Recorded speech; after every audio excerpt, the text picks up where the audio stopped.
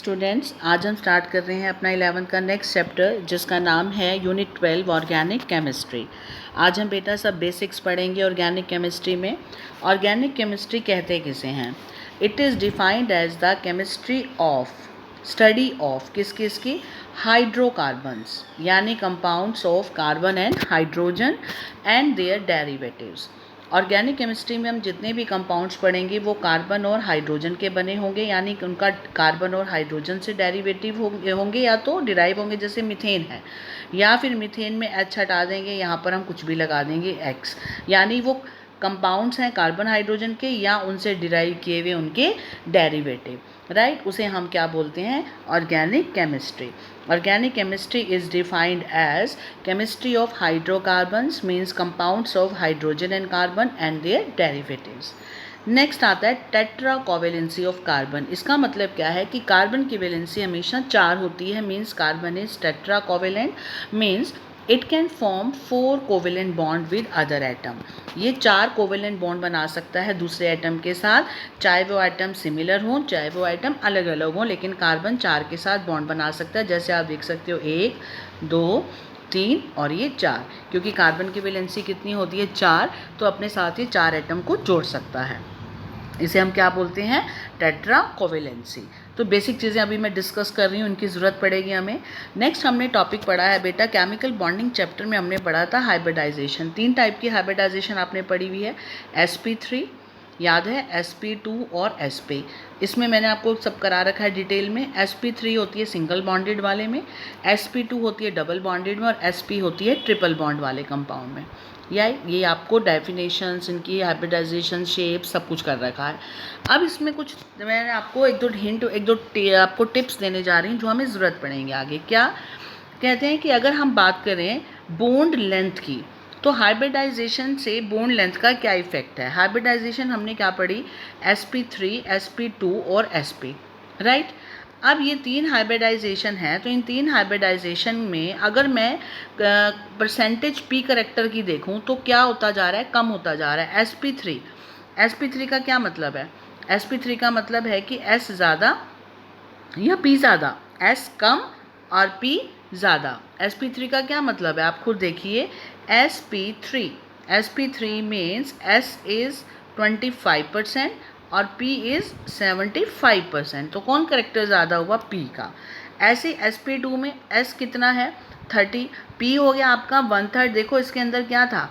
25% और ये 35, ये हो गया 66%, ये हो गया आगे sp में s कितना हो गया? 50%। 50-50 हो गया ना, p भी और ये भी। यानी कहने का मतलब क्या है कि जैसे जैसे आप देखो हाइब्रिडाइजेशन में sp3 में परसेंटेज ज़्यादा थी, फिर कम होती गई, फिर कम होती गई। तो कहने का मतलब क्या है?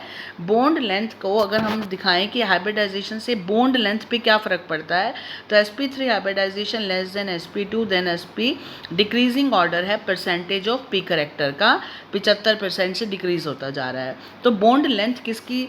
बॉन्ड लेंथ क्या होती है? बॉन्ड की लंबाई, उसकी लेंथ कितनी है, किस में बड़ी होगी? एक होती है बॉन्ड लेंथ, एक होती है बॉन्ड स्ट्रेंथ। बॉन्ड स्ट्रेंथ होती है कि उसकी ताकत वो सिंगल है, डबल है या ट्रिपल है। तो बॉन्ड स्ट्रेंथ का इन्वर्सली रिलेशन है बॉन्ड लेंथ से, याद रखना, इन्वर्सली प्रोपोर्शनल है बॉन्ड लेंथ से। और इलेक्ट्रोनेगेटिविटी क्या होती है? इलेक्ट्रोनेगेटिविटी डायरेक्टली प्रोपोर्शनल होती है s करेक्टर से। जिसमें s करेक्टर ज़्यादा उसकी इलेक्ट्रोनेगेटिविटी भी ज़्यादा। जैसे sp में s करेक्टर 50% है तो इसकी इलेक्ट्रोनेगेटिविटी, और अगर हम तुलना करें किसी और से तो उसके अकॉर्डिंग हमें sp3 है, sp3 में 25% है तो sp में 50 है, तो sp is more electronegative than sp2। तो ये मैंने आपके 2-3 फैक्टर्स लिखे हैं जो सिर्फ एक नॉलेज के लिए आपके लिए बेटा इंपॉर्टेंट है कि इफेक्ट ऑफ हाइब्रिडाइजेशन का बॉन्ड लेंथ पे क्या इफेक्ट पड़ता है। तो 3 चीज़ें हमें पता होनी चाहिए, एक तो बॉन्ड लेंथ और दूसरा हमारा बॉन्ड स्ट्रेंथ और इलेक्ट्रोनेगेटिविटी। अब आओ असली चीज़, how many sigma and pi bonds are present in compound. ध्यान से देखिए, ऐसे क्वेश्चन बहुत आते हैं। आपको ये कंपाउंड दे दिया जाएगा कोई भी, इसके अंदर आपको सिग्मा और पाई बॉन्ड आपको बताने हैं। आपने हाइब्रिडाइजेशन चैप्टर जो भी हमने ख़त्म किया था केमिकल बॉन्डिंग पीछे, उसके अंदर मैंने आपको सब डिटेल में पढ़ा रखा है। ये हमें सिग्मा और पाई बॉन्ड गिनने हैं, तो आपको एक क्रक्स बता रखा है। सिंगल बॉन्ड हमेशा सिग्मा होगा, ऑलवेज रिमेंबर। सिंगल बॉन्ड हमेशा कौन सा था? सिग्मा। और जहाँ डबल बॉन्ड होगा वहाँ क्या होगा, 2 बॉन्ड है, एक सिग्मा और एक पाई, और जहाँ पर 3 बॉन्ड हैं तो वहाँ बीच वाला सिग्मा और ऊपर वाले दोनों पाई। राइट। पेपर में हमें किसी का भी निकालना आ जाए, सबसे पहला काम क्या है, आपको उसको खोल के लिखना है। राइट। जैसे ये देखो, ये मैंने लिखा CH3 दिस वन, सबसे पहला काम मैंने खोल के लिखा, CH को खोल दिया, फिर CC में ट्रिपल बॉन्ड, CC में ट्रिपल बॉन्ड, इसको भी खोल दिया, 3 बॉन्ड बना दिए, इसका H भी इसके साथ लिख दिया। इस C के साथ ये CH लगा हुआ है तो C और C के बीच में भी तो बॉन्ड होगा, ये 2 के बीच में बॉन्ड है, खोल दिया, फिर ये H के साथ खोल दिया, फिर डबल बॉन्ड लगा दिया, फिर C और इसके साथ ही H बंधा हुआ है, इसको भी खोल दिया, फिर दोबारा C और 3 H है, मैंने इसको भी खोल दिया। सबसे पहला काम क्या है, ये जितने भी एटम बंधे हुए हैं इनको खोल दो। समझ आई बात, इनको खोल दो। आपने ध्यान देना है मैं आपको क्या चीज़ बोल रही हूँ, इनको आपको खोलना है, यानी जब तक आप खोलोगे नहीं आपको बॉन्ड का पता नहीं चलेगा। ठीक, जैसे मैं आपको यहाँ पर बता रही हूँ, जिसके अंदर इस अगर हम लेते हैं, अब देखो मैंने क्या किया, इसको CH को खोला, इस CH को खोला, बॉन्ड क्या हो गया, सिंगल है, सिग्मा। अब इन 2 C को खोला 2 C को, एक बीच वाला सिग्मा और 2 पाई, क्योंकि ट्रिपल बॉन्ड है, ट्रिपल बॉन्ड में एक सिग्मा 2 पाई होते हैं, मैंने लिख दिया। ये वाले 2 C हैं, इस 2 C के बीच में कौन सा बॉन्ड है, सिग्मा। इस C और H के बीच में भी कौन सा बॉन्ड है, ये मैंने देखो नीचे लगा रखा है, आपको दिख रहा होगा दिस वन, ये देखिए, ये इस C में ये मैंने लगा रखा है, CH के बॉन्ड में ये वाला CH है, जिसको जैसे मर्जी लिख दो, ऊपर नीचे कहीं लटका दो, सिग्मा। ये वाले CC में डबल बॉन्ड है, मैंने लगा दिया डबल बॉन्ड, इस C का H है, ये हो गया सिग्मा, सिंगल सिग्मा है, डबल में एक सिग्मा एक पाई।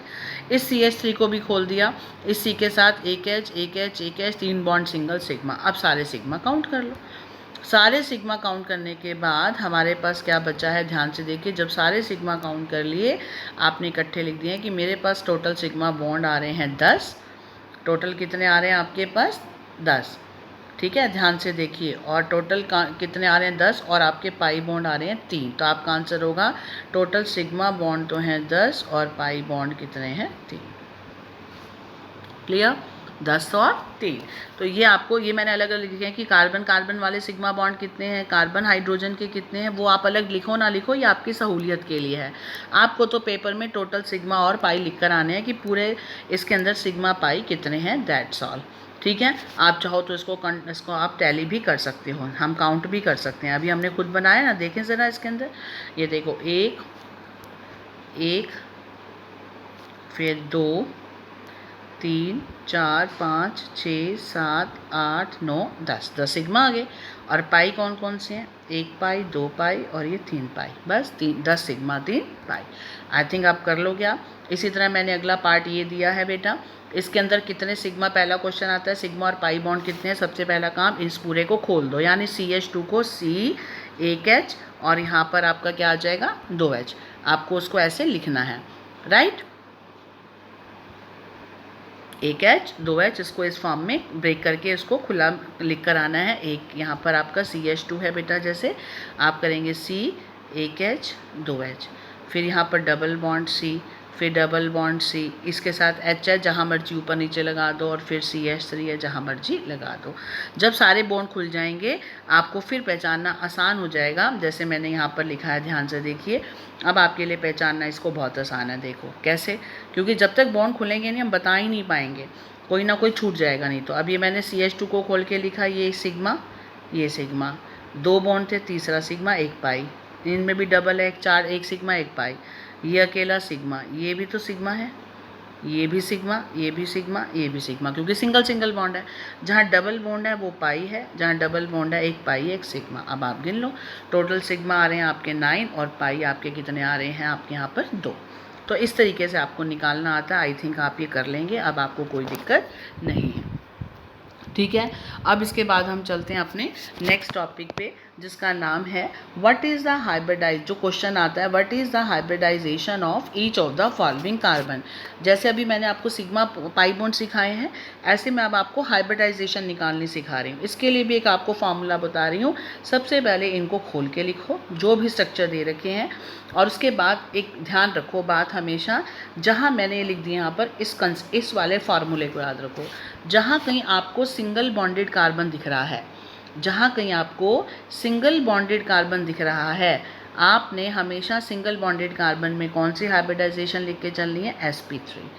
जहाँ आपको कार्बन में डबल बॉन्ड दिख रहा है वो sp2, और जहाँ कार्बन में आपको ट्रिपल बॉन्ड दिख रहा है वहाँ पर क्या कर दोगे, sp। राइट। अब आपको पेपर में आ गया, मान लो मैंने आपको कहा बेटा इसकी हाइब्रिडाइजेशन पहचान लो। यहाँ बेटा एक तो ठीक कर लेना, यहाँ मैंने ट्रिपल बॉन्ड में लगा 2 दिए हैं, ध्यान से। यहाँ पर मैं आपको अभी बता रही हूँ, सभी करेक्शन कर लेना। यहाँ पर ट्रिपल बॉन्ड लगा लेना, लिखते वक्त एक रह गया होगा। हाँ जी, अभी मैंने आपको क्या बताया, जैसे मान लो ये है आपका CH3CO, CH3 के बाहर क्या लिखा हुआ है देखो, CH3 होल ट्वाइस CO। इसका मतलब क्या है, इस कार्बन के साथ ये CH3 2 लगे हुए हैं, तभी तो ब्रैकेट के बाहर 2 हैं, ये 2 लगे हुए हैं। किससे लगे हुए हैं, इस कार्बन से। ठीक है, अब बना के देखते हैं कैसे, देखें यहाँ बना के। ये आपका क्या है, मान लो ये कार्बन, ये CO है, मैं पहले CO को लिख देती हूँ, मैं CO को ऐसे लिख देती हूँ, हो गया CO। 2 मिथाइल लगे हुए हैं, एक इस तरफ एक इस तरफ, लग गया मिथाइल। हो गई कार्बन की वैलेंसी 4, गिन भी लो, 1 2 और 3 और ये 4, होगी 4 वैलेंसी पूरी। अब इसमें क्या है, हाइब्रिडाइजेशन बतानी है। जो सिंगल बॉन्ड वाला कार्बन है, अभी पता है ये कार्बन क्या है, ये सिंगल बॉन्ड है, हाइब्रिडाइजेशन आप इसे क्या कहेंगे, sp3। ये वाला कार्बन भी सिंगल से जुड़ा है, आप कहेंगे ये भी क्या है, sp3। ये वाला कार्बन क्योंकि डबल बॉन्ड से जुड़ा है तो ये क्या हो जाएगा, sp2। ठीक है, बस आपको ये ध्यान रख लेना है, और उसके बाद आप किसी भी कार्बन की हाइब्रिडाइजेशन बता सकते हो। देखिए ध्यान से, अब what is the type of hybridization of each molecule. मैंने क्या बताया, पहले हम ये हमारे को मॉलिक्यूल दे रखा, मैंने इसको खोला, C double bond O CH3 खोल दिया। और ये ज़रूर ध्यान रखना कार्बन की वैलेंसी 4 ही होनी चाहिए। ठीक है, अब आपको क्या करना है, हाइब्रिडाइजेशन हर एक कार्बन की बतानी है, हमें कार्बन को देखना है। जिस कार्बन के, इस कार्बन को देखो, इसके साथ सिंगल बॉन्ड है, बस हमें और कुछ नहीं देखना, इसके साथ क्या हाइड्रोजन है क्या नहीं, sp3। इस कार्बन के साथ भी सिंगल बॉन्ड है, sp3, लेकिन इस कार्बन के साथ ये वाला डबल बॉन्ड है, sp2। काम खत्म, हमने इस कार्बन के ऊपर ही लिख देना है। अगला CH3CN, क्या किया मैंने, ध्यान से देखो, CH3CN। अब मैं CH3CN को अगर मैं खोल के लिखूंगी, सबसे पहला काम तो क्या है, मेरे को उसको खोल के लिखना। ये मैंने लिखा CH3 और CN। साइनाइड में ट्रिपल बॉन्ड होता है, C और N में ट्रिपल बॉन्ड होता है साइनाइड में, अभी तुम इसी चैप्टर में आगे पढ़ोगे। तो इस कार्बन पे कौन सा बॉन्ड है, ये सिंगल बॉन्ड है तो sp3, इस कार्बन पे ट्रिपल बॉन्ड है तो ये क्या हो गया, sp। खत्म काम। CH3Cl, अब CH3Cl कितना आसान है, CH3 और एक Cl है, तुम्हें देखना है इस कार्बन के साथ इसका बॉन्ड क्या है, सिंगल, तो आप इसके ऊपर क्या लिख देंगे, sp3 hybridisation. I think clear हो गया आप सभी को। पेपर में अगर हाइब्रिडाइजेशन किसी की भी लिखने आ जाए, आपको जैसे सिग्मा और पाई बॉन्ड बताने आएंगे तब भी आपको स्ट्रक्चर खोलने हैं। अगर हाइब्रिडाइजेशन है तो आपको इसी तरीके से स्ट्रक्चर खोलने हैं, और आपको ध्यान रखना है जहाँ कहीं सिंगल बॉन्ड कार्बन का दिख रहा है वहाँ उस कार्बन के ऊपर sp3 लिख दो, जहाँ डबल दिख रहा है वहाँ sp2 लिख दो, जहाँ ट्रिपल दिख रहा है वहाँ sp लिख दो। यह आपका आंसर हो गया। उसके बाद चलते हैं हम, अब ऑर्गेनिक कंपाउंड्स, जितने भी हम कार्बन हाइड्रोजन के कंपाउंड पढ़ेंगे बेटे, उनको रिप्रेजेंट करने के लिए कई वर्ड आएंगे। सबसे पहला आता है कंडेंस फार्मूला। स्ट्रक्चर कैसे रिप्रेजेंट करते हैं, कंडेंस स्ट्रक्चर फार्मूले का मतलब वो जुड़े होते हैं, जैसे मैंने यहाँ लिखा हुआ है, ध्यान से देखिए, CH, इसको इरेज कर देती हूँ आपके लिए ईजी हो जाएगा, थोड़ा बड़ा कर देते हैं, यस। अब देखिए, जैसे इसमें देखिए कंडेंस स्ट्रक्चर फार्मूला मैंने लिखा है CH3 CH25 COH, ये मैंने इकट्ठा लिख दिया। इस CH2 को गोल ब्रैकेट में 5 लिखने का क्या मतलब है कि ये CH2 5 बार लिखना है, यानी CH2 CH2 CH2 CH2 CH2 आपको 5 बार लिखना है। अब मैं 5 बार खोल के लिखूँ, इससे बेटर तरीका क्या होता है, हम इसको शॉर्ट फॉर्म में ऐसे लिख सकते हैं, हम इसको कंडेंस कर देते हैं, यानी इसको ब्रैकेट में लिख देते हैं, इसको कहते हैं कंडेंस फार्मूला। और अगर मुझे कंप्लीट फार्मूला लिखना हो तो मैं इसको खोल दूंगी, CH3 ये रहा और कॉर्नर में COH ये रहा, ये दोनों तो ये रहे, बीच में CH2 5 बार लिख दूंगी, 1 2 3 4 5। ऑब्वियस, ये हो गया आपका कौन सा फार्मूला बेटा, कंप्लीट फार्मूला। ठीक है, कंडेंस फार्मूला और कंप्लीट फार्मूले का मीनिंग पता चल गया। अब नई चीज़ आती है आपके लिए very interesting, bond line notation formula या बॉन्ड लाइन स्ट्रक्चर फार्मूला। क्या होता है बॉन्ड लाइन का मतलब, इसको बॉन्ड के ज़रिए बॉन्ड को लाइन बना देते हैं। जैसे आपका ये बॉन्ड है, आपने पढ़ा है कार्बन कार्बन में ये बॉन्ड है। अब बॉन्ड लाइन फार्मूले में एक तो हम कार्बन और हाइड्रोजन को दिखाते नहीं हैं, खाली उनके बॉन्ड को दिखाते हैं, और वो बॉन्ड सीधे सीधे लाइन में नहीं होते बल्कि जिगजैग वे में होते हैं, मतलब ऐसे ऐसे कैसे भी रिप्रेजेंट कर सकते हैं, उसको जिगजैग वे में लिख सकते हैं। ठीक है, क्या बताया मैंने, सबसे पहले क्या बताया मैंने, ध्यान से देखिए। बॉन्ड लाइन फार्मूला क्या होता है पहले पढ़ लेते हैं, फिर मैं आपको समझाती हूँ। बॉन्ड लाइन फार्मूले में कार्बन हाइड्रोजन को नहीं दिखाया जाता, कार्बन कार्बन बॉन्ड को ड्रॉ किया जाता है जिगजैग वे में। जंक्शन, जहाँ पर दो मिलते हैं पॉइंट, दो आपकी लाइंस मिलती हैं, उसको जंक्शन कहते हैं। वो डिनोट करते हैं कार्बन बॉन्डेड है और उसके साथ रिक्वायर्ड नंबर ऑफ हाइड्रोजन है, ताकि उसकी वैलेंसी को हम 4 कर सकें। और टर्मिनल पे जो कॉर्नर होगा वो किसको रिप्रेजेंट करेगा, मिथाइल को। मिथाइल होता है CH3। क्या कहा, अब जो मैंने लिखा है उसको समझा रही हूँ मैं, ध्यान से देखिए। बॉन्ड नोटेशन फार्मूले बहुत इजी हैं। क्या है bond notation formula? Bond notation formula मैं यहाँ समझाती हूँ आपको, स्पेस है। मान लो मैंने आपको कहा ये ऐसे है, ये, अब आप कहोगे मैडम ये क्या है, ये सारे बॉन्ड बना दिए मैंने, आपको तो ये वी लग रहे होंगे, लग रहे हैं ना उल्टे वी, लेकिन इसे कहते हैं बॉन्ड नोटेशन। बॉन्ड नोटेशन का मतलब ये जो कॉर्नर पे है दिस वन, ये है CH3, ये वाला, ये होता है जंक्शन। जंक्शन क्या होता है, जिस पे ये दो लाइनें मिलती हैं, जैसे ये जंक्शन हो गया, ये जंक्शन है, ये भी जंक्शन है। यहाँ पर कार्बन है, यहाँ कार्बन है, यहाँ कार्बन है, यहाँ कार्बन है, यहाँ कार्बन, सब जगह कार्बन है, लेकिन जो कोने वाले हैं वो CH3 हैं। अभी हमने क्या बताया, जो कोने वाला है वो क्या है आपका, CH3 है। ये भी क्या है, CH3 है। लेकिन जो ये जंक्शन वाले हैं ये कितने हैं, ये आपको देखने पड़ेंगे। ये सारे होते हैं CH2। क्या होते हैं, CH2। क्यों? क्योंकि एक कार्बन की वैलेंसी 4 होती है, एक तो इस तरफ आ गया बॉन्ड, एक इस तरफ, और 2 हाइड्रोजन, हो गए पूरे 4, राइट। लेकिन हम स्ट्रक्चर ड्रॉ करते वक्त इनको दिखाते नहीं हैं, इनको हम दिखाते नहीं, हम इनको खाली क्या करते हैं, हम इनको खाली दिखा देते हैं सिंपल बॉन्ड पोटेशन फार्मूले से, जैसे मैंने यहाँ बनाया। ध्यान से देखिए, ये मैंने आपका बनाया है। मान लो ये मेरा स्ट्रक्चर है, ये मैंने एक ड्रॉ किया, 1 2 3, मर्जी है जितनी। ये जो कॉर्नर है इसे हम टर्मिनल कहेंगे, सिरा कहेंगे, और टर्मिनल को हिंदी में सिरा कहते हैं, और यहाँ हमेशा CH3 होगा। ये भी टर्मिनल है, यहाँ हमेशा क्या होगा, CH3।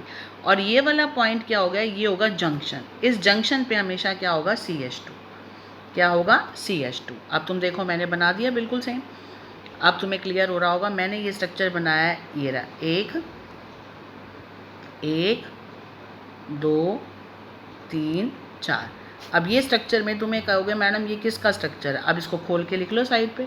अभी मैंने बताया ये क्या है, CH3, ये भी क्या है, CH3, यहाँ जंक्शन पे CH2, ये भी जंक्शन है, नीचे CH2, ये भी जंक्शन है, CH2, हो गया ये। तो ये आपका स्ट्रक्चर बन गया।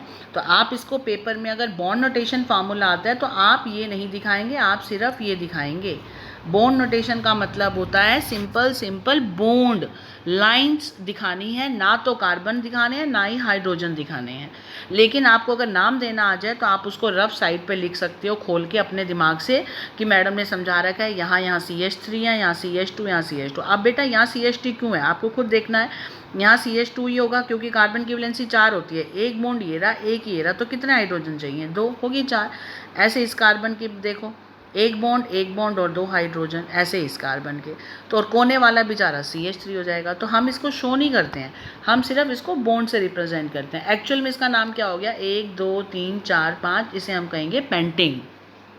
5 की चेन को क्या बोलेंगे, पेंटेन। तो अभी नाम सीखोगे आप अभी। तो कुल मिलाकर बॉन्ड नोटेशन समझ में आ गया। बॉन्ड नोटेशन का मतलब सिर्फ ये वाले फार्मूले, ठीक है। पेपर में लिखना आ जाए पेंटेन को बॉन्ड नोटेशन में लिखो तो आप ऐसे लिख के आएंगे। अगर मैं कहती हूँ बेटा ब्यूटेन लिखो, आप कैसे लिखोगे, 1 2 और यहाँ पर ख़त्म, CH3 CH3 CH2 CH2, होगी 4 की चेन, 1 2 3 4, बस।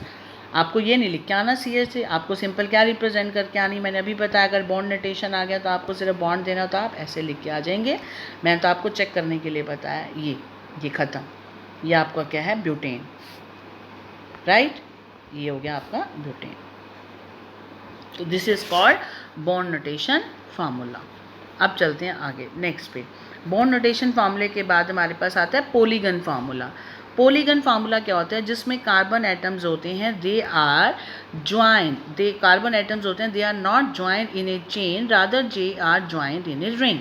जैसे रिंग बना दी, ये है आपकी रिंग। अब इस रिंग को आप देख के क्या बताओगे? ये रिंग है, ये रिंग है, ये रिंग, एक कार्बन, दो कार्बन, तीन कार्बन, तो ये आपकी क्या होगी? रिंग को हम वर्ड लगाते हैं आगे साइक्लो, और 3 की चेन है तो क्या हो जाएगा? साइक्लोप्रोपेन।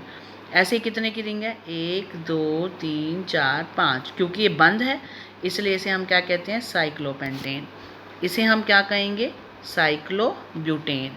इसे हम क्या कहेंगे? साइक्लोहेक्सेन। और ऊपर कुछ भी लगा दें फंक्शनल ग्रुप, उसका अलग नाम हो जाएगा, वो भी आप सीखोगे आगे। फिलहाल अभी हम आपको क्या बता रहे हैं कि पॉलीगन क्या होते हैं। पॉलीगन का मतलब जिसमें कंपाउंड का जो स्ट्रक्चर है वो रिंग की फॉर्म में हो। ये रिंग है, ये सारी रिंग है ना, जहाँ से शुरू हुई वहीं ख़त्म होगी, जहाँ से शुरू हुई ख़त्म होगी, इसको हम बोलते हैं रिंग। आई थिंक आपको ये बेसिक क्लियर हो गया अभी तक हमने जितने पढ़े हैं। अभी तक मैंने आपको इस चैप्टर में क्या कराया है? अभी तो हम सिर्फ स्टार्टिंग करी है कि होता क्या ऑर्गेनिक केमिस्ट्री, टेट्रावैलेंसी, और ये तीनों का क्या रिलेशन है, सिग्मा पाई बॉन्ड कैसे निकालते हैं, हाइब्रिडाइजेशन कैसे लिखनी है। आपको एक ट्रिक दे दी मैंने, सिंगल कहीं दिखे डबल दिखे उसके ऊपर डायरेक्ट लिखाओ। उसके बाद आपने फार्मूले सीखे आज, simple formula, complete formula, bond line formula और पॉलीगन फार्मूला। ठीक है, अब हम ये बेसिक के बाद हम स्टार्ट कर रहे हैं जो हमारा टॉपिक है, what is the classification of organic compound. आपने जो यूनिट 12 में पढ़ने हैं जो हमारे सिलेबस में वो ये हैं। ऑर्गेनिक कंपाउंड 2 टाइप के होते हैं। पहले होते हैं ओपन चेन कंपाउंड और दूसरे होते हैं क्लोज्ड चेन कंपाउंड। ध्यान से समझना, जो ऑर्गेनिक कंपाउंड केमिस्ट्री में उनको 2 कैटेगरी में बांटा गया है। पहली क्या है? Open chain. ओपन चेन का मतलब जो खुले खुले चेन में है, इनको एसाइक्लिक कंपाउंड भी कहते हैं, जो साइकिल में ना हो। साइक्लिक कंपाउंड क्या होते हैं? रिंग वाले, जो रिंग में ना हो, ओपन चेन में हो। चाहे वो ओपन चेन स्ट्रेट चेन हो, चाहे वो ब्रांच्ड हो। क्या मतलब है स्ट्रेट चेन और ब्रांच का? क्या मतलब है ये लिखिए मैंने, ये देखो, ये क्या आपकी CH3 CH2 CH2 CH3 4 की चेन है, ये होगी नॉर्मल ब्यूटेन। ये स्ट्रेट चेन में सारे जुड़े हुए हैं कार्बन हाइड्रोजन। इनमें ये भी हो सकता है कि स्ट्रेट चेन में जुड़े हैं और एक इनके साथ कोई नीचे ब्रांच में शाखा बन जाए। हम कहते हैं ना शाखा, शाखा किसे कहते हैं? कोई चीज़ लटक जाए। ये स्ट्रेट चेन है और यहाँ पर इसकी एक ब्रांच बन जाए। हमने किसी पे भी बना सकते हो, यहाँ पर हमने यहाँ बना दी, तो ये इसके साथ एक जुड़ गया। इसे कहते हैं ब्रांच चेन, इसे कहते हैं स्ट्रेट चेन। तो ऑर्गेनिक कंपाउंड 2 कैटेगरी के होते हैं। ओपन चेन जिसमें स्ट्रेट और ब्रांच दोनों आ सकती हैं, दूसरी आती है क्लोज्ड चेन। अब बेटा क्लोज्ड चेन कौन सी होंगी? क्लोज्ड चेन को हम साइक्लिक और रिंग भी बोलते हैं। साइक्लिक या रिंग कंपाउंड या क्लोज्ड चेन जो बंद है। अब ये 2 तरीके की होती है। रिंग भी 2 तरीके की होती है। एक तो रिंग होती है जिसे हम कहते हैं होमोसाइक्लिक, होमोसाइक्लिक, और दूसरी होती है हेट्रोसाइक्लिक। होमो मतलब सेम, ऐसी रिंग जिसको बनाने वाले सारे एटम सेम हैं, जैसे कि सारे के सारे कार्बन है। मैंने बना दी ये 1 2 3, ये सारे के सारे कार्बन है, मैंने रिंग बना दी। इन सब पे क्या है? Carbon carbon carbon carbon carbon, valency के लिए हाइड्रोजन जितने चाहिए, CH2 CH2 CH2 CH2, right. ये होगी होमोसाइक्लिक। दूसरी होती है हेट्रोसाइक्लिक। हेट्रोसाइक्लिक कौन सी होती है? जिसको बनाने वाली जो एटम है कार्बन के अलावा कोई और भी हो, उसे क्या बोलते हैं? हेट्रोसाइक्लिक। क्या बोलते हैं? हेट्रोसाइक्लिक। जैसे ये बनाया मैंने, ये देखिए यहाँ पर मैंने क्या किया है? हेट्रोसाइक्लिक। ये साइक्लिक बना दी, लेकिन यहाँ पर एक ऑक्सीजन लगा दिया। सारे कार्बन नहीं है, इस जगह पे एक ऑक्सीजन है, बाकी सारे कार्बन है, तो मैंने एटम अलग कर दिया। हेट्रो का मतलब होता है अलग। इस कंपाउंड का नाम क्या है? टेट्राहाइड्रोफ्यूरॉन। ये आपके लिए वैसे लिखा है मैंने, नाम में तो मतलब है इसको ध्यान कंपाउंड को समझने का, नाम करना चाहें तो कर सकते हैं, टेट्राहाइड्रोफ्यूरॉन।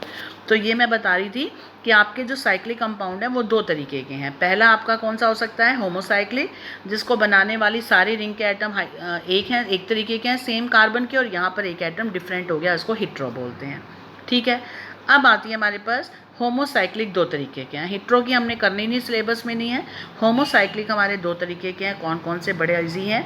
होमोसाइक्लिक का मतलब जिसमें रिंग बने, उसमें 2 तरीके के हैं। एक है एरोमेटिक, एक पढ़ेंगे हम एरोमेटिक, एक पढ़ेंगे विदाउट एरोमेटिक यानी बिना बेंजीन रिंग के, और एक पढ़ेंगे विद बेंजीन रिंग के। यानी ये वाले जो होमोसाइक्लिक हैं, ये रिंग तो होंगे, इनमें एटम सारे सेम होंगे, लेकिन बेंजीन रिंग नहीं होगी। बेंजीन रिंग का मतलब खाली ढांचा होगा, जैसे ये ढांचा हो गया, आपका ये ढांचा हो गया, इनके अंदर इलेक्ट्रॉन नहीं होंगे, पाई इलेक्ट्रॉन नहीं होंगे, उन्हें हम बोलते हैं बिना बेंजीन रिंग के। और दूसरे पढ़ेंगे हम एरोमेटिक। एरोमेटिक होते हैं जिनमें बेंजीन रिंग हो। अब आपके लिए नया नाम है, ये सारा इसी चैप्टर में पढ़ोगे। बेंजीन रिंग क्या होती है? बेंजीन रिंग क्या होती है बेटा? ये हमारे जितने भी कंपाउंड हैं, जैसे अभी तुमने साइक्लिक पढ़ा, अब इसको देखें तो क्या कहेंगे? 6 कार्बन है, 1 2 3 4 5 6, इसको साइक्लोहेक्सेन कहेंगे। अगर मैं इसके अंदर यहाँ पर डबल बॉन्ड लगा दूँ, एक कार्बन यहाँ पर, इसको छोड़कर फिर एक एक छोड़कर मैं डबल बॉन्ड लगा दूँ, तो इसको बोलते हैं पाई इलेक्ट्रॉन, और ये बेंजीन रिंग के नाम से जाने जाते हैं। इसको हम सर्कल में भी दिखाते हैं। अभी चैप्टर में डिटेल में सारा पढ़ोगे, आपको क्लियर हो जाएगा, ठीक है। तो दूसरी कैटेगरी में कंपाउंड कौन से आते हैं? जिनमें एटलीस्ट 1 बेंजीन रिंग हो। ये हम पाई इलेक्ट्रॉन को, ये जो मैंने डाला है, ये डबल बॉन्ड 3 जो दिखाए हैं, इसकी बजाय हम एक रिंग भी डाल सकते हैं, ठीक है। तो इसलिए हम इसको बेंजीन रिंग बोलते हैं। ये चैप्टर में आपको मैं समझाऊंगी क्या है। फिलहाल आपने चार्ट समझा। चार्ट में क्या कहा गया कि केमिस्ट्री में ऑर्गेनिक कंपाउंड को 2 कैटेगरी में बांटा गया है। पहले ओपन चेन, दूसरा क्लोज चेन। ओपन चेन वो होगी जो स्टेट भी हो या ब्रांच भी हो। क्लोज चेन वो होगी जिसमें सारी जो होगी रिंग जो होगी सेम कार्बन एटम की होमोसाइक्लिक होगी, और अगर डिफरेंट होगा तो हेट्रोसाइक्लिक होगी। होमोसाइक्लिक फिर 2 तरीके की हैं। एक तो है सिंपल ऐसी रिंग जो बिना विदाउट बेंजीन रिंग हो, एलिसाइक्लिक कंपाउंड बोलते हैं उसको, और दूसरी होती है एरोमेटिक जिसके अंदर बेंजीन रिंग हो। ये आपका एक किस्म से एक चार्ट बताया कि हम इस चैप्टर में क्या पढ़ेंगे। अब आती है definition, what do you mean by functional group. Functional group किसे कहते हैं? एन एटम और एक एटम, आपने वैसे पढ़ा हुआ है इसके अंदर 10th क्लास में भी। फंक्शनल ग्रुप किसे कहते हैं? कोई भी एटम और group of atom which determines the chemical properties of organic compound. कोई भी ऑर्गेनिक कंपाउंड समझ में आ गया, compounds of carbon and hydrogen. किसी भी कंपाउंड्स के पास अगर ये ग्रुप लगा हुआ है तो उस ग्रुप की वजह से उसकी केमिकल प्रॉपर्टीज़ में बदलाव आ जाएगा, चेंजेस आ जाएंगे, उसे हम बोलते हैं फंक्शनल ग्रुप। कोई भी हो सकता है, एल्कोहल है, एल्डिहाइड है, और कार्बोक्सिलिक एसिड है, OH, CHO, COH, ये सारे फंक्शनल ग्रुप ना आपने 10th में पढ़े हुए हैं। एक बार अच्छे से उनको रीड आउट कर लेना, ठीक है। बहुत सारे फंक्शनल ग्रुप हैं, alcohol, aldehyde, carboxylic, ketone, amide, सारे। तो ये फंक्शनल ग्रुप जो कार्बन कंपाउंड्स के पीछे लगे होते हैं। नेक्स्ट आता है homologous series. Next definition, homologous series क्या होती है? लगातार it is a series of similarly constituted compounds in which members present have the same functional group, same chemical properties, and any 2 successive members in particular series differ in their molecular formula by CH2 group। कहते हैं, मान लो ये आपका compound है, पहले मैं example बताती हूँ फिर समझ आ जाएगा। CH3OH methyl alcohol, CH3CH2OH ethyl alcohol, CH3CH2CH2OH propyl alcohol. आपने नोट किया ये तीनों ही, ये जो सारे इसमें क्या है, पहले एक कार्बन फिर 2 कार्बन फिर 3 कार्बन। इसमें जो सक्सेसिव मेंबर्स हैं, आने वाले जो मेंबर्स हैं पर्टिकुलर सीरीज़ में, तो हर एक मेंबर की पहले से दूसरे में अगर वो आता है तो उसमें CH2 का अंतर आ रहा है, दूसरे से तीसरे में आए तो CH2 का अंतर आता है। यानी ये वो होमोलोगस सीरीज़ वो है जिसको बनाने वाले, यानी होमोलोगस सीरीज़ का मतलब क्या है? होमोलोगस सीरीज़ में डेफिनेशन में लिखा है it is a series of, series ही तो चली आ रही है, आप ध्यान से देखो, 1 कार्बन 2 कार्बन 3 कार्बन लाइन चली आ रही है। Series of a similarly constituted compounds in which जो मेंबर्स प्रेजेंट हैं उनके अंदर सेम फंक्शनल ग्रुप है, सब में OH है, लेकिन उनकी प्रॉपर्टीज़ भी सेम होंगी क्योंकि फंक्शनल ग्रुप सेम है। लेकिन अगर हम किसी 2 लगातार, सक्सेसिव होता है लगातार नेक्स्ट वाले का, जैसे पहला है, इस पहले का नेक्स्ट कौन है? ये वाला, इनको कंपेयर करें, इनको बोलते हैं सक्सेसिव मेंबर कि एक और उसके नेक्स्ट वाला, तो उनमें अंतर CH2 को होगा। अब मैं पहले और तीसरे में नहीं कर सकती, अब मैं दूसरे और तीसरे में करूँगी क्योंकि दूसरे का नेक्स्ट तीसरा है, सक्सेसिव का मतलब उसके अगले वाला, तो इनमें भी अंतर कितने का? CH2 का। तो हर मेंबर का जो हर एक सक्सेसिव मेंबर्स है वो दूसरे से डिफर करेगा, सिर्फ किसके अंदर? CH2 ग्रुप में, और कोई भी अंतर नहीं होगा। उसे हम कहेंगे होमोलोगस सीरीज। होमो का मतलब ध्यान रखना, जहाँ कहीं आपको होमो आ जाए, अभी होमोसाइक्लिक आया था, होमो का मतलब होता है सेम होना, ठीक है। आई थिंक क्लियर होगी दोनों डेफिनेशन, होमोलोगस सीरीज भी और ये भी। अब मैं आ रही हूँ बड़े इंटरेस्टिंग टॉपिक पे जिसका नाम है IUPAC nomenclature of organic compound, बड़ा इंटरेस्टिंग टॉपिक है, जिसको ये आ गया वो कुछ भी कर सकता है। IUPAC की फुल फॉर्म क्या है? International union of pure and applied chemistry, जिन्होंने हमें ऑर्गेनिक कंपाउंड्स को कैसे नाम देना है, उनका नामकरण कैसे होना है, उसका एक फॉर्मेट दिया है। फॉर्मेट में ये 5 चीज़ें हैं, ये 5 चीज़ें हैं और इनको जोड़ने का अपना एक सीक्वेंस है, अपनी मर्जी से नहीं जोड़ना। कैसे? सबसे पहले देखिए, आपको इन 5 का मीनिंग समझना है। सबसे पहले सेंटर में होता है बेटा वर्ड रूट। सेंटर में वर्ड रूट लिखना है। इस सेंटर के इस तरफ 2 चीज़ें और इस सेंटर के इस तरफ 2 चीज़ें, राइट में भी 2 चीज़ें ऐड करनी है, लेफ्ट में भी टोटल 5 चीज़ें हैं।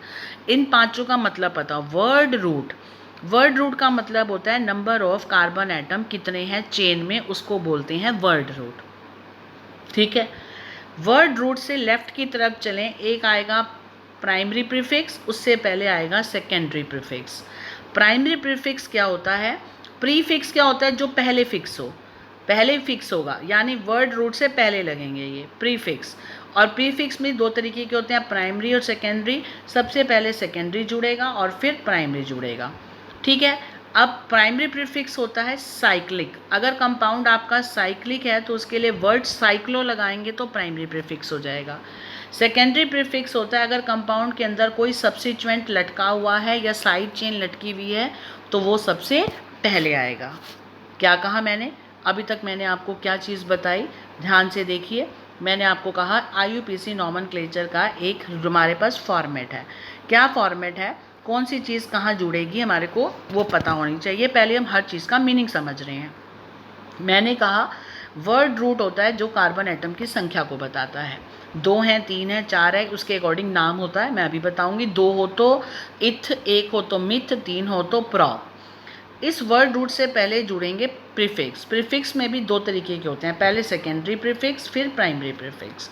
अब सेकेंडरी प्रीफिक्स तो सब्स्टिट्यूएंट को बताता है और प्राइमरी प्रीफिक्स साइक्लिक कंपाउंड को बताता है। अगर कोई कंपाउंड रिंग में है तो साइक्लो ऐड करो, नहीं है तो छोड़ देंगे। फिर वर्ड रूट आएगा। वर्ड रूट के बाद प्राइमरी सफिक्स आएगा। प्राइमरी सफिक्स होता है एन, इन या आइन, 3 तरीके के। अगर हमारा कंपाउंड में सिंगल बॉन्ड है तो हम प्राइमरी सफिक्स एन लगाएंगे, डबल है तो इन लगाएंगे, ट्रिपल है तो आइन लगाएंगे, राइट। और लास्ट में आता है आपका सेकेंडरी सफिक्स, और सेकेंडरी सफिक्स बताता है बेटा किसको? फंक्शनल ग्रुप को, कि कंपाउंड के अंदर फंक्शनल ग्रुप कौन सा है। फंक्शनल ग्रुप कौन सा है? एल्डिहाइड है तो अल लगेगा, एल्कोहल है तो ओल लगेगा। तो ये बताता है किसको? आपके फंक्शनल ग्रुप को। तो ये आपकी 5 चीज़ें हो गई। ठीक है, 5 चीज़ों का सीक्वेंस आपको याद रखना है, किसको कैसे जोड़ना है। 5 चीज़ों का सीक्वेंस मस्ट है। आपने कोई भी चीज़ आगे पीछे जोड़ दी तो सारा कंपाउंड ख़त्म। 5 चीज़ें कौन कौन सी हैं? अगर मैं आपसे पूछूं तो आपको ये याद होना चाहिए। मैम सबसे पहले आप मुझे क्या कहेंगे? आप कहेंगे मैम सेकेंडरी सफिक्स, क्या क्या जुड़ेगा? अगर मैं आपसे पूछूं, हर टर्म का मीनिंग क्लियर हो गया आई थिंक। अभी मैं आपको बताती हूँ आगे। वर्ड रूट क्या है? Cyclic compounds, substituent, double single bond और ये फंक्शनल ग्रुप। बस आपको याद क्या रखना है? पहले सेकेंडरी प्रीफिक्स, प्राइमरी प्रीफिक्स, फिर वर्ड रूट, फिर प्राइमरी सफिक्स और फिर सेकेंडरी सफिक्स। ये नियम है, ये सीक्वेंस है। नंबर 1 ये, फिर ये, फिर इनमें से जो नहीं होगा उसको छोड़ते चलेंगे। ठीक है, देखो अभी मैं आगे समझा रही हूँ कैसे। आगे बढ़ती हूँ मैं। अब आपके आ जाओ, ये तो सीक्वेंस हो गया। इसमें मैंने एक चीज़ और साइड पे लिखी है, जो भी सैचुरेटेड कंपाउंड होते हैं वो सिंगल कहलाते हैं, जो अनसैचुरेटेड कंपाउंड होते हैं उन्हें हम डबल और ट्रिपल बॉन्ड कहते हैं।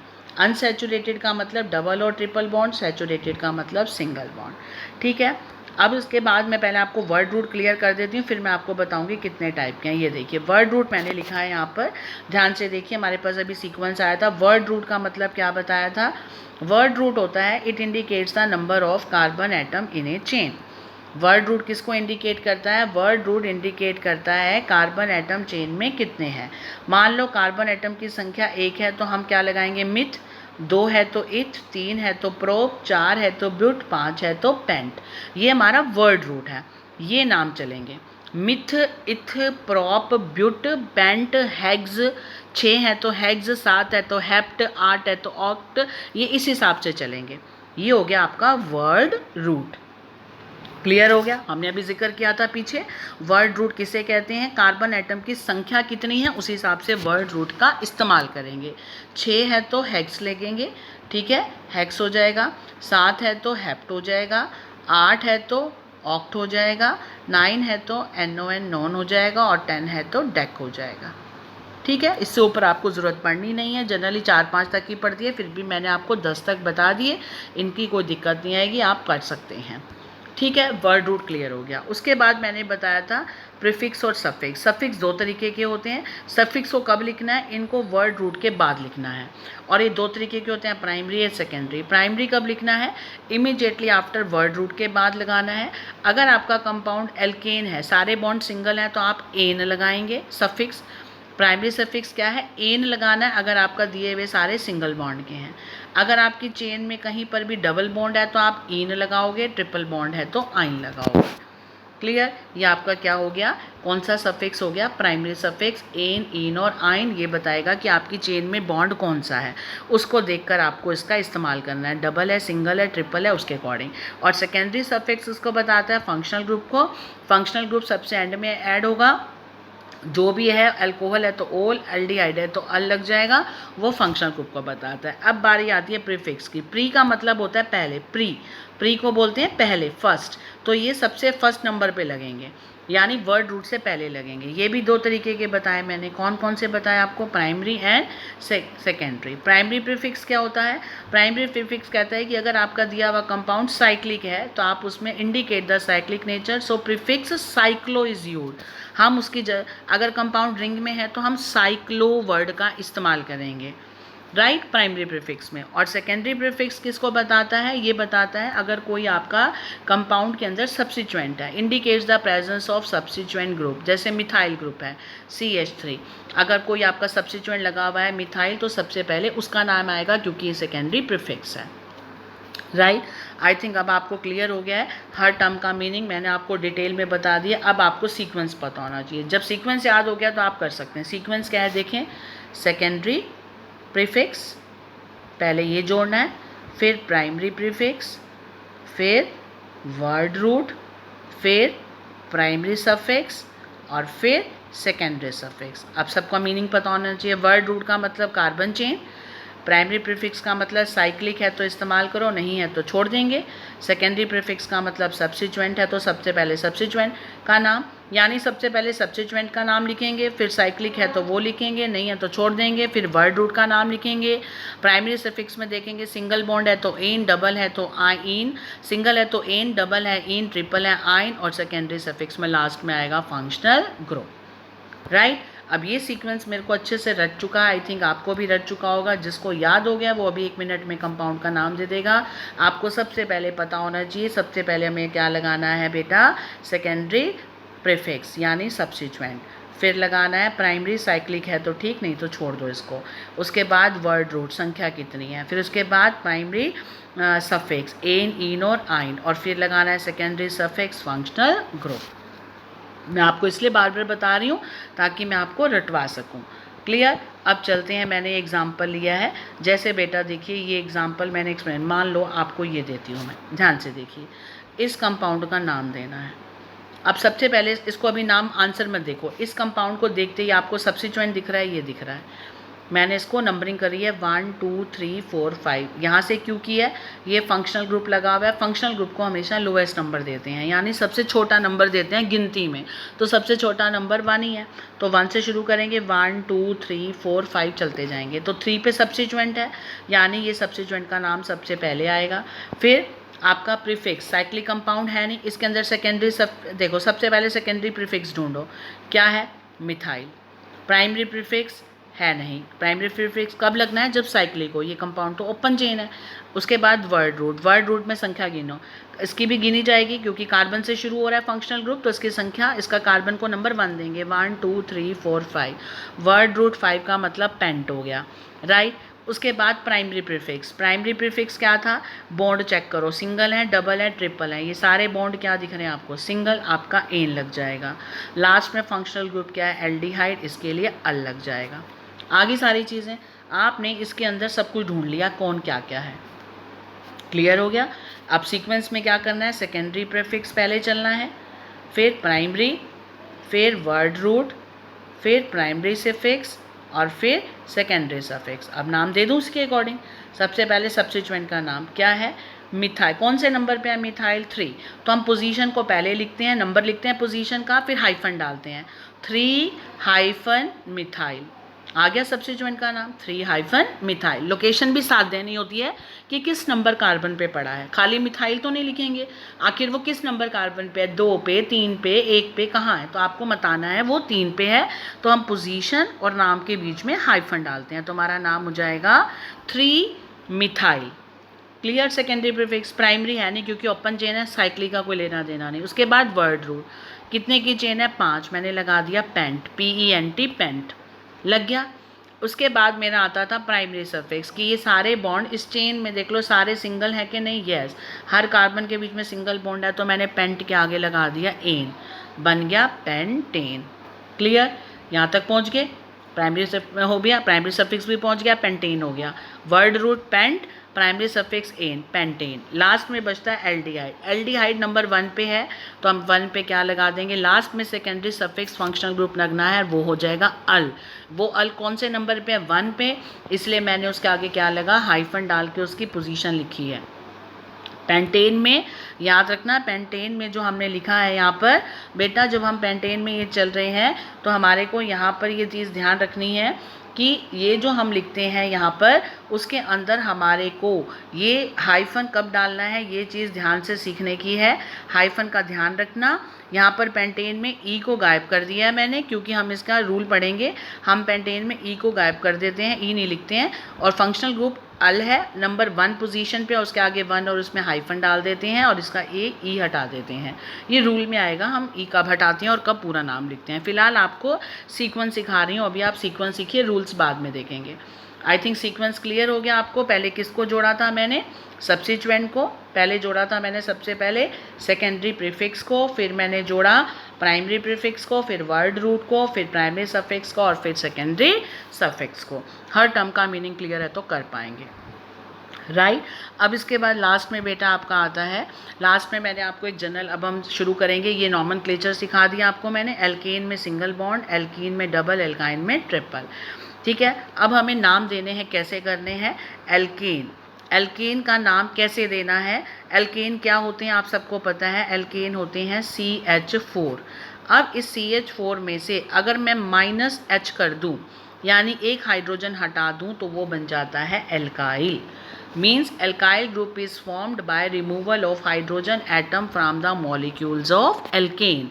alkane के मॉलिक्यूल में से हाइड्रोजन को हटा दें, माइनस कर दें, तो वो क्या बन जाता है, एल्काइल। तो आपको नाम याद रखने हैं कौन कौन से एल्काइल हैं। सबसे पहले कैटेगरी मैंने उठाई है आपकी यहाँ पर एल्केन, ठीक है। इसमें मैं नाम दे रही हूँ, जैसे मान लो आपका एल्केन क्या है, मीथेन CH4, इसमें से एक H हटा दिया, क्या बन गया CH3, और इसके आगे डैश लगा दिया। ये मतलब वैलेंसी फ्री है, क्योंकि कार्बन की 4 होती है तो यहाँ एक खाली घूम रहा है, कुछ भी आगे लग जाएगा, तो इसलिए इसको दिखाना ज़रूरी है कि फ्री वैलेंसी है। ये हो गया मिथाइल। C2H6 इथेन, एक H हटा दो, इथाइल। C3H3 प्रोपेन, इसका एक H हटा दिया तो प्रोपाइल। अब यहाँ चीज़ ध्यान से समझना, अगर मैं प्रोपेन को खोल के लिखती हूँ CH3 CH2 CH3, लिख दिया प्रोपेन को, CH3 CH2 CH3, सब आपने पढ़े में, ये 3 3 6 और 2 8 हो गया C3H8 का फार्मूला। इसमें से अगर मैं रिमूवल करती हूँ हाइड्रोजन को इस कार्बन से हटाया तो वैलेंसी यहाँ पर बच गई, इसको बोलते हैं नॉर्मल प्रोपाइल ग्रुप, राइट। अब मेरी मर्जी है कि मैं हाइड्रोजन यहाँ से हटा रही हूँ, एल्केन है, इसमें से हाइड्रोजन उठाना है, तो यहाँ से हटाऊंगी तब भी एक ही बात है, यहाँ से हटाऊँ तब भी। अगर मैं बीच वाले कार्बन से हटाती हूँ तो आपकी वैलेंसी कहाँ छूटेगी, फ्री, बीच वाले कार्बन पे, यहाँ पर। तो आपको डंडा यहाँ दिखाना है, ये जो दिखा रहा है दिस वन। अब इसको नॉर्मल प्रोपाइल नहीं कहेंगे, इसको सेकेंडरी या आइसोप्रोपाइल ग्रुप कहेंगे। क्या कहेंगे, सेकेंडरी या आइसोप्रोपाइल ग्रुप। ध्यान से समझ लो क्या कहा मैंने। अगर हम किसी भी एल्केन में से हाइड्रोजन हटाते हैं तो एल्काइल बन जाती है, अभी हमने पढ़ा। तो जहाँ तक एल्केन आपको पता है CnH2n, अभी आपने पढ़ा CnH2n+2, कार्बन की संख्या है, कार्बन 1 है तो हाइड्रोजन कितना हो जाएगा, ये देखो इसके अंदर वैल्यू पुट कर दो, कार्बन 1 हाइड्रोजन 2 × 1 + 2, क्या बन गया, C1H4 बन गया CH4, राइट। अगर C2 कर दूं तो C2H, 2 दूनी 4 और 2 6, इथेन बन गया। ये सब आपने 11th में पढ़े हुए हैं। तो अब हम पढ़ रहे हैं किसी भी एल्केन में से एक H हटा दें तो एल्काइल बन जाता है। एल्केन माइनस H क्या बन जाता है, ये फॉर्मूला लिखा है मैंने, एल्काइल। तो आपको एल्काइल के नाम आने चाहिए। मिथेन है, इसमें से H हट गया, मिथाइल। इथेन है, इथाइल। प्रोपेन है, प्रोपाइल। अब कहते हैं कि प्रोपेन का ये फार्मूला है, अगर इसमें से ये वाला H हटा दूँ कोने वाला तो वैलेंसी यहाँ बनेगी, इसे कहेंगे नॉर्मल प्रोपाइल। इधर वाला हटा दूँ तब भी यही बनेगा, और अगर बीच में से हटा दूँ तो डंडा जो है वैलेंसी कहाँ पर बनेगी, ये वाली बीच में से, ये जो मैंने बना रखी है। अब इसका नाम नॉर्मल प्रोपाइल ना होकर इसका हो जाएगा सेकेंडरी और आइसोप्रोपाइल। बहुत इंपॉर्टेंट बात है ये।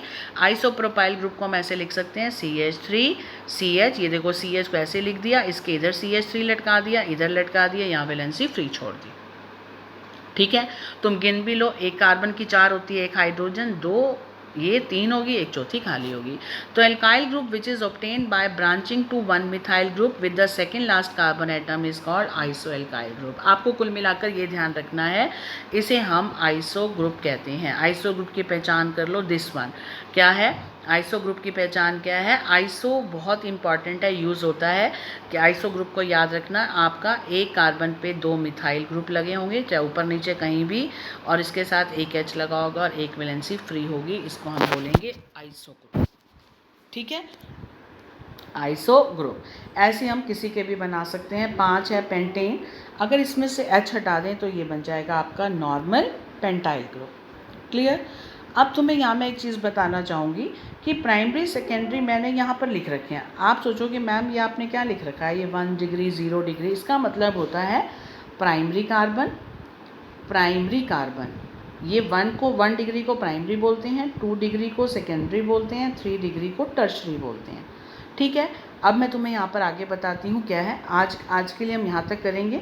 आपको याद होगा मैंने अभी जब ये शुरू किया था तो मैंने आपको यहाँ पर एक चीज़ बताई थी कि बेटा यहाँ मैं आपका ये वाला छोड़ रही हूँ, ऐसे ही रहा, ये आ गया। मैं बता देती हूँ यहाँ पर primary carbon, types of carbon atom कितने होते हैं, 4 तरीके के। प्राइमरी कार्बन वो कार्बन होगा, कार्बन एटम अटैच टू 1 और no other carbon atom is called primary carbon.